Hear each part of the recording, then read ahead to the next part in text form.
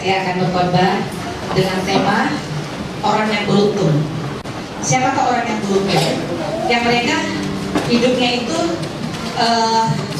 tidak jauh dari janji-janji Tuhan. Tadi lagu kita berkata janji Tuhan itu seperti fajar pagi hari, ya, seperti mentari, seperti matahari pagi.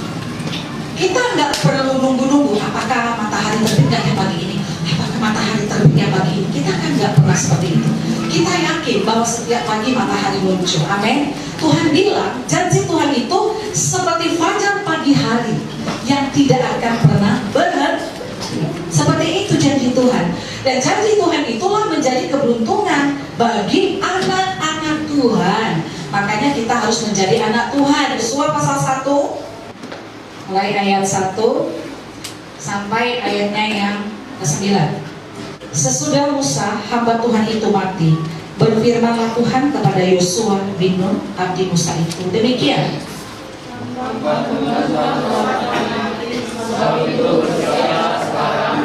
Sepanjang sungai Yordan ini, engkau dan seluruh bangsa ini menuju negeri yang akan kuberikan kepada mereka, kepada orang Israel itu. Setiap tempat yang akan diinjak oleh telapak kakimu, kuberikan kepada kamu, seperti yang telah kujanjikan kepada Musa. Daripada gunung dengan gunung Libanon yang sebelah sampai ke sungai Besar, yang di sungai Merah, seluruh tanah orang Het, sampai ke laut besar sebelah matahari bernama, semuanya itu akan menjadi wilayahmu. Seorang pun tidak akan dapat bertahan menghadapi engkau seumur hidupmu. Seperti aku menyertai Musa, demikianlah aku akan menyertai engkau. Aku tidak akan membiarkan engkau dan tidak akan meninggalkan engkau. Kuatkan dengan jemaah hatimu, sebab engkaulah yang akan memimpin bangsa ini memiliki negeri yang kujanjikan dengan bersumpah kepada nenek moyang mereka untuk diberikan kepada mereka. Hanya kuatkan dan teguhkanlah hatimu dengan sungguh-sungguh. Bertindaklah hati-hati sesuai dengan hukum yang telah kuperintahkan kepadamu oleh hamba Musa. Janganlah menyimpang ke kanan atau ke kiri, supaya engkau beruntung kemanapun engkau pergi. Janganlah engkau berlomba mengatakan kata orang ini, tetapi renungkanlah itu siang dan malam, supaya engkau bertindak hati-hati sesuai dengan segala yang tertulis di dalamnya. Sebab dengan demikian perjalananmu akan berhasil dan engkau akan beruntung. Bukankah telah kuperintahkan kepadamu, kuatkan dan teguhkanlah hatimu. Janganlah kecut dan tawar hati, sebab Tuhan Allahmu menyertai engkau kemanapun engkau pergi. Yosua ini adalah pribadi yang layak untuk diangkat karena dia bisa dipercaya. Kalau Tuhan bisa mempercayakan seseorang, pasti ada penilaian Tuhan, ya. Jadi ayat 1 ayat 2, siap-siaplah, siap-siap ini untuk masuk di dalam berkat, bukan hanya berkat secara pribadi, bangsa, ya. Ayat 2 sekali lagi, hamba Musa telah mati, sebab itu bersiaplah sekarang, bersiap, amin. Iya, generasi tua pasti mati atau memegang perintah Tuhan, ya. Kalau dia sebagai jemaat tentu tidak lebih sulit yang dihadapinya daripada sebagai seorang pemimpin, ya. Kemudian di ayat 5, Tuhan memberikan satu janji kepada Yosua di dalam memimpin keberuntungan ini. Tuhan bilang, seorang pun tidak akan dapat bertahan menghadapi engkau seumur hidupmu. Wow. Seorang pun. Coba katakan sama dirimu sendiri, kalau kita ini adalah Yosua dari zaman, kalau kita ini berkepribadian, berkarakter, berkelakuan, berwatak seorang anak Tuhan seperti Yosua, Tuhan berjanji begini, seorang pun tidak akan dapat bertahan menghadapi engkau seumur hidupmu. Seorang pun tidak akan dapat bertahan menghadapi engkau seumur hidupmu. Kalau Tuhan kasih janji itu memang gak tanggung-tanggung lah. Maka ketika kita baca firman Tuhan, gitu ya, hati kita tuh rasanya mau meledak. Wow, amin. Luar biasa. Masalahnya kadang-kadang kita gak mau berkarakter seperti Yosua. Masalahnya kita ini nggak tahu atau nggak mau, saya juga nggak ngerti gitu ya. Makanya ada supaya kita ngerti, oh begitu toh, oh iya saya mau niru. Kalau kita meniru, maka janji itu bagi kita. Seorang pun tidak akan dapat bertahan menghadapi kau seumur hidupmu. Seperti aku menyertai Musa, demikianlah aku akan menyertai engkau. Aku tidak akan membiarkan engkau dan tidak akan meninggalkan engkau. Aduh, Tuhan bilang, kuatkan dan teguhkanlah hatimu. Halo, kalau ada kuatkan dan teguhkanlah hatimu, ini belum dalam persoalan, masih persiapan. Kan belum berangkat mereka. Tuhan bilang aku akan. Jadi ini masih pengutusan. Belum pun, misalnya kalau orang ada masalah, udah kuat, ya kuat. Belum, ini belum ada masalah. Tapi Tuhan tahu yang namanya anak Tuhan itu selalu dijahati. Sama orang-orang jahat lah. Yang namanya anak-anak Tuhan selalu jadi sasaran iblis, betul gak? Maka Tuhan bilang kuatkan dan teguhkanlah hatimu. Jangan gampang-gampang menunggu dikuatkan orang. Yang ada orang menjatuhkan. Firman Tuhan meminta kuatkan sendiri hatimu. Amin. Baca Alkitab, berdoa, nyanyi kau biar hancur semua beban-beban itu. Tadi pagi saya berdoa, ya, saya berdoa karena tanpa Tuhan gak ada kekuatan kan. Saya berdoa pagi-pagi, saya ambil gitar, saya nyanyi, saya merasa kemerdekaan sampai saya ketawa. Itu terjadi. Kita perlu menguatkan diri sendiri. Firman Tuhan berkata begini, amin. Ya, kita nyanyikan puji-pujian dan sakit, amin. Amin. Begitu. Jadi Yosua itu selalu menguatkan, meneguhkan hatinya. Tapi Tuhan mengingatkan terus. Hal ini di dalam perjalanan hidup harus selalu kita kerjakan. Karena Tuhan pasti gak suka dengan anak Tuhan. Waktu semua aman-aman, dia nyanyinya, jogetnya luar biasa. Begitu ada persoalan, gak usah gereja. Apaan itu? Tuhan bilang kuatkan dan teguhkanlah hatimu. Amin. Kuatkan, teguhkan hatimu. Gak ada cerita kalau ada persoalan udahlah istirahat dulu kan. Kalau ada persoalan udah gak usah dulu gereja. Kalau ada persoalan udah gak usah pelayanan. Kalau ada tantangan gak usah pelayanan. Ada cerita kayak gitu. Tuhan berkata, kuatkan dan teguhkanlah hatimu. Sebab engkaulah yang akan memimpin bangsa ini memiliki negeri yang kujanjikan dengan bersumpah kepada nenek moyang mereka untuk diberikan kepada mereka. Satu kali lagi ayat 7 Tuhan bilang, hanya kuatkan dan teguhkanlah hatimu dengan sungguh-sungguh. Diulangi, diulangi, karena ini hal yang penting. Memimpin orang Israel bukan gampang. Memimpin komsel barangkali gampangnya. Halo, pemimpin komsel, katakanlah gampang. Tapi memimpin bangsa Israel itu gak gampang. Tuhan ingatkan sekali lagi, hanya katanya. Firman itu berarti gak ada dosa lagi, tapi firman terus menjadi acuan. Nah, orang-orang yang menghidupi firman ini, dua hal ini di dalam melewati hidup harus dikerjakan. Kuatkan hatimu sungguh-sungguh, bertindak hati-hati. Bertindak hati-hati. Banyak sih orang hati-hati. Dia bilang sama temannya, hati-hati kau, jangan sampai ketahuan kalau kita korupsi. Yang bagus bikin dagangan. Nah, hati-hati juga ya. Iya kan? Tapi apa yang disebut hati-hati di sini? Panduannya, acuannya, hati-hatilah sesuai dengan hukum Taurat. Ya, hati-hatilah sesuai dengan seluruh hukum yang telah diperintahkan kepadamu oleh hambaku Musa. Janganlah menyimpang ke kiri ke kanan, supaya engkau beruntung kemanapun engkau pergi. Karena saya percaya bahwa Tuhan itu hidup gitu ya. Jadi udahlah, lakukan aja firman Tuhan. Saya kapan itu ya, 2 hari yang lalu kalau nggak salah ya, pergi ya, kurang lebih 2 hari yang lalu pergi ke rumah seseorang sama bapak. Begitu sampai di situ, sebenarnya karena ditelepon, karena disuruh datang ya. Begitu sampai di situ, saya begini. Akhirnya begitu juga yang hidupnya ini ya.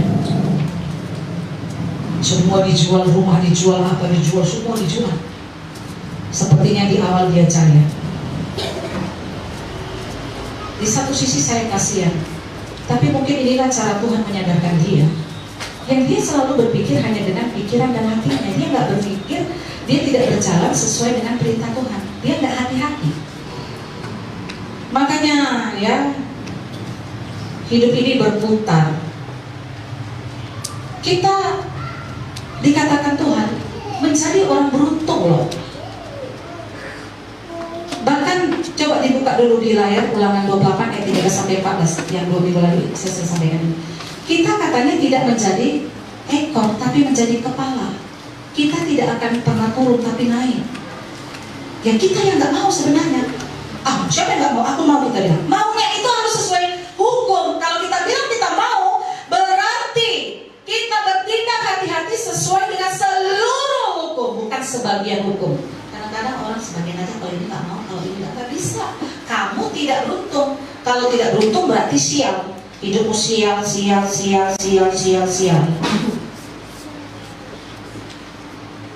Ya. Bertindak hati-hati sesuai dengan seluruh hukum. Ada orang kan pilih-pilih ya kan. Kalau ini masih bisa lah aku kerjakan, ini masih mau. Jadi hari-harinya dan firman itu bukan disesuaikannya dirinya kepada firman. Firman itu yang disuruhnya menyesuaikan dirinya ke dia. Dan sombong kali kau, masa aku yang harus mengikuti seleramu? Siapa kamu? Perlu cacat, kesalahan dan kekurangan. Kau yang harus mengikuti aku. Nah, kan gitu. Maka seluruh hukum gak bisa sebagian. Dan Tuhan memberikan hukum itu bukan bodoh. Tuhan itu tahu dia. Ya ini rahasianya.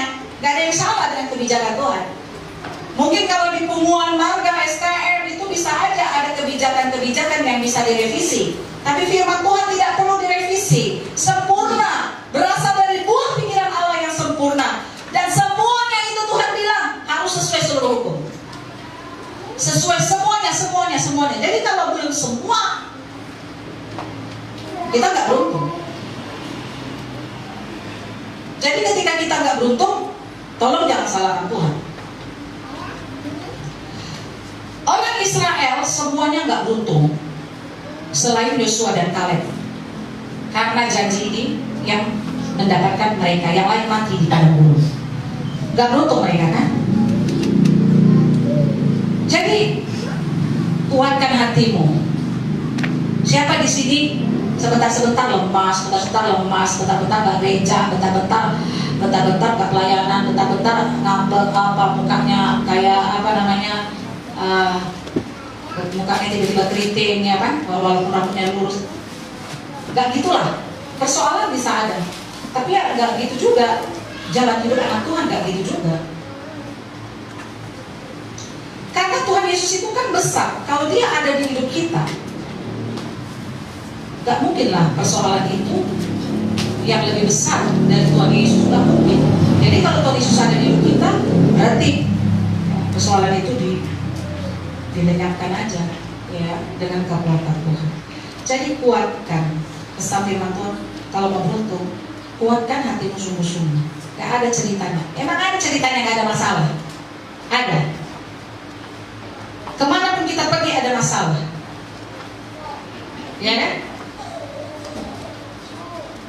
Luar negeri ada masalah, di pekerjaan ada masalah, di sekolah, di rumah, di tetangga, di mana gak ada masalah. Pikiran kita harus memahami hal-hal seperti ini sehingga ya udah, kemanapun ada masalah dihadapi, kan gitu.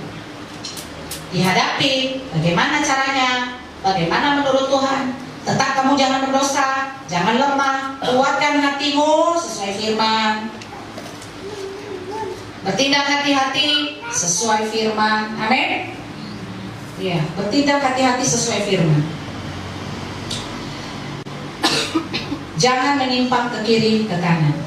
Ayat 8. Janganlah engkau lupa memperkatakan kitab Taurat ini, tetapi renungkanlah itu siang dan malam, supaya engkau bertindak hati-hati sesuai dengan segala yang tertulis di dalamnya. Ayat 9. Bukankah telah kuperintahkan kepadamu, kuatkan dan teguhkanlah hatimu, janganlah kecut dan tawar hati. sebab Tuhan Allahmu menyertai engkau kemanapun engkau pergi. Tadi di Ulangan 28 ayat 13 sampai 14 itu sudah ada tadi di situ bahwa kita beruntung karena Tuhan akan mengangkat kita menjadi kepala dan bukan ekor.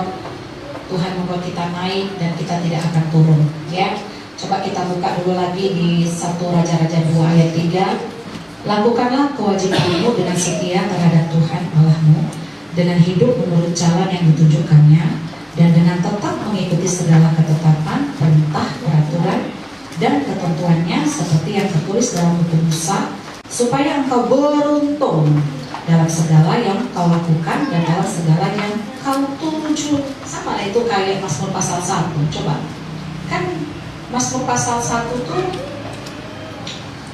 itu menceritakan orang yang beruntung gara-gara merenungkan firman. Saya baca 1-3. Berbahagialah orang yang tidak berjalan menurut nasihat orang fasik, yang tidak berdiri di jalan orang berdosa, dan yang tidak duduk dalam kumpulan pencemooh. Tetapi yang kesukaannya ialah Taurat Tuhan. Kesukaannya, amin. Bukan jadi baru firman Tuhan. Kalau sampai lo jadi gimana? Halo. Adakah orang menganggap bahwa firman Tuhan itu firman Tuhan ini bikin yang bikin susah aja? Tidak. Tuhan mau kita menjadi orang yang mengerti bahwa firman itu adalah kesukaan. Ya. Ayat 2, tetapi yang kesukaannya yang Taurat Tuhan dan yang merenungkan Taurat itu siang dan malam. Ia seperti pohon yang ditanam di tepi aliran air, yang menghasilkan buahnya pada musimnya, dan yang tidak layu daunnya. Apa saja yang diperbuatnya berhasil. Kan berhasil kan? Beruntung. Apa saja yang diperbuatnya berhasil. Jadi gini, ya, semua orang hidup itu kan harus bekerja, mencari uang, mencari nafkah. Tapi bukan itu hal utama dalam hidup ini. Ya, bagaimana lewat pekerjaan kita tetap memuliakan Tuhan. Ya, jadi jangan gara-gara pekerjaan melupakan Tuhan. Salah. Hidup kita ini yang persembahkanlah tubuhmu sebagai persembahan yang kudus yang berkenan kepada Allah. Jadi dimanapun hidup kita ini jadi persembahan, artinya kita tidak melakukan hal-hal yang menyakiti hati Tuhan, kan gitu. Masa gara-gara kerja jadi lupa Tuhan? Dalam segala pekerjaan libatkan Tuhan, itu yang Tuhan mau. Maka Tuhan membuat kita beruntung. Saya sering mengamati hidup ini. Dengan umur saya yang 50 tahun, cukup lumayan lah saya bisa mengamati hidup. Janji-janji Tuhan, firman Tuhan itu iya ya. Kayak firman Tuhan, oh iya pula ya. Oh pantesan ya kayak firman Tuhan itu ya. Iya memang begini. Jadi semua itu iya dan amin ya. Saya bisa simpulkan, saya melihat-lihat ya. Di setiap perjalanan hidup saya lihat-lihat sekeliling apa yang terjadi ya. Betul juga, memang betul kali lah firman Tuhan. Itu sering akan kita ucapkan. Karena kita tahu, oh iya firman Tuhan pernah bilang itu, maka iya, betul kali lah firman Tuhan. Betul kali lah firman Tuhan. Betul kali lah firman Tuhan. Selalu jadi keluar hal seperti itu. Karena memang, iya, Tuhan pun berkata, akulah jalan dan kebenaran dan hidup. Dah, dia yang benar. Ya, kalau mau hidup, menikmati hidup, dia jalannya. Amin. Ya. Jadi kalau kita mau beruntung, kuatkan, teguhkan hatimu, hai orang-orang yang selalu berusaha melakukan firman. Jadi gini, kalau disebut kuatkan dan teguhkan hatimu, itu adalah level kedua. Level pertamanya dia sudah menurut firman. Jadi kalau level pertama dia masih membuat dosa, mana ada naik ke situ. Level pertamanya dia penurut firman, terus dalam suasana-suasana tertentu kuatkan dan hati-hati. Gitu. Tanda kedua. Ulangan 10 ayat 12, kita buka lagi. Maka sekarang, hai orang Israel, apakah yang dimintakan daripadamu oleh Tuhan Allahmu, selain dari takut kepada Tuhan Allahmu, hidup menurut segala cara yang ditunjukkannya, mengasihi Dia, beribadah kepada Tuhan Allahmu dengan segenap hatimu dan dengan segenap jiwa. 13. Berpegang pada perintah dan ketetapan Tuhan yang kusampaikan kepadamu pada hari ini, supaya baik keadaan. Jadi kembali ke kita, Jadi rancangan Tuhan itu detail, didetailkan ya, udah pasu-pasu. Nah, persiap Tuhan jelas tadi kan, batasan-batasan ini. Dan semua berkat yang dari Tuhan itu dahsyat itu, kejutan-kejutan luar biasa sebenarnya berkat dari Tuhan. Tapi lebih banyaknya orang yang kehilangan semua keberuntungan yang sudah Tuhan siapkan karena kita nggak mau masuk di dalam ketetapan Tuhan, di dalam hukum Tuhan. Kita nggak mau menyelaraskan hidup kita kepada hukum Tuhan. Saya nggak tahu apakah di ruangan ini juga lebih banyak yang akan sial daripada yang akan beruntung. Karena tergantung keputusan kita untuk mengikuti seluruh firman-Nya. Saya berkali-kali bilang, kalau cuma berdoa ya semua orang bisa berdoa. Anak kecil udah pintar berdoa. Dari kecil saya udah tahu berdoa walaupun bukan karismatik. Nenek, awal, Nadia itu doa terus. Kalau soal bilang puji Tuhan, glory, hosana, haleluya, semua bisa kan? Semua mulia-mulia bisa loh. Suruh bikin pujian, masa nggak bisa. Sekarang bisa nggak kita menuruti seluruh hukum? Kalau bisa udah dijamin Tuhan itu beruntung. Dijamin Tuhan beruntung. Seperti fajar pagi hari, sepasti itu janji Tuhan. Janjimu seperti fajar pagi hari, beruntung. Amin. Nah, kembali ke kita. Apakah kita seperti Yosua dan Kaleb yang beruntung dan mendapatkan janji itu yang sudah jelas batasannya dari daerah ini. Dapat nggak? Karena selalu berpegang kepada janji Tuhan. Ya. Coba ingat kisah mereka sampai mau dilempari dengan batu hanya karena mereka percaya janji Tuhan, bukan karena jahat. Kalau orang dilempari pakai batu itu karena jahat, nah ya masih masuk akal gitu. Tapi pada suatu saat mereka pulang dari pengintaian, 10 pengintai temannya yang lain bikin berita busuk, mereka selalu positif seperti janji Tuhan. Nah, kita pasti bisa, kata mereka berdua. Mau dilempari mereka sampai mati dengan batu, tapi kemuliaan Tuhan membela. Bayangin tuh. Makanya perlu mengeluarkan dan bertindak hati-hati. Siapa di sini yang menjadi Yosua dan Kaleb, yang menjadi beruntung dan meraih semua yang sudah dijanjikan Tuhan? Sudah ada itu catatan Tuhan di surga. Oma Jabar Musyana udah mion pasti dahsyat. Kamu mau bilang bahwa rancanganku bukan rancangan kecelakaan, tetapi rancangan damai sejahtera yang memberikanmu masa depan yang penuh harapan. Tingginya langit dari bumi, demikianlah tingginya jalanku dari jalanmu, dan rancanganku dari rancangan. Oh, sudah didetailkan. Akan hilang atau akan dapat kembali kepada nekatnya kita kepada firman. Perlu menjadi orang-orang yang punya prinsip yang kuat. Kadang-kadang orang mau itu aja, aku mau beruntung. Gak bisa, jalannya kamu teguh, ya, kunang, manis-manis di depan, ya kan? Casingnya indah banget gitu, bukan itu. Tuhan mengenal hati loh, ya. Kalau kita mau beruntung, itu saja, ya, itu saja. Kemanapun kamu pergi, kamu beruntung. Apa saja yang diperbuatnya berhasil. Enak ya, janji-janji Tuhan itu besar. Yuk kita berjuang menjadi Yosua. Kalau mau beruntung, ingat ini, bertindak hati-hati, kuatkan hatimu, bertindak hati-hati seluruh. Sudah yang lain Tuhan yang kerjakan. Kerjaan kita cuma 2, kuatkan dan teguhkanlah hatimu, bertindaklah hati-hati umat Tuhan. Itu toh, yang lain Tuhan yang urus. Itulah sebabnya Tuhan bilang, cari dahulu kerajaan Allah dan kebenarannya, semuanya akan ditambahkan. Tuhan nanti akan memberi kita kebijaksanaan.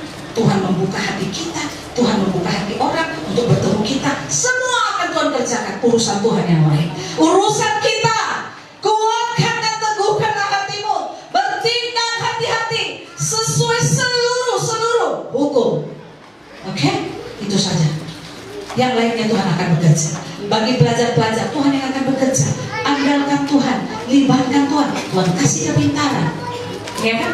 Yang bekerja, yang mau memikirkan apa bisnis yang perlu dibawa. Nanti Tuhan buka hikmat, Tuhan buka jalan. Cara Tuhan tuh luar biasa loh. Kalau Tuhan sudah berkenan atas jalan orang, dilihatnya orang ini betul-betul menguatkan hatinya dan selalu bertindak hati-hati, Tuhan akan membuat cara.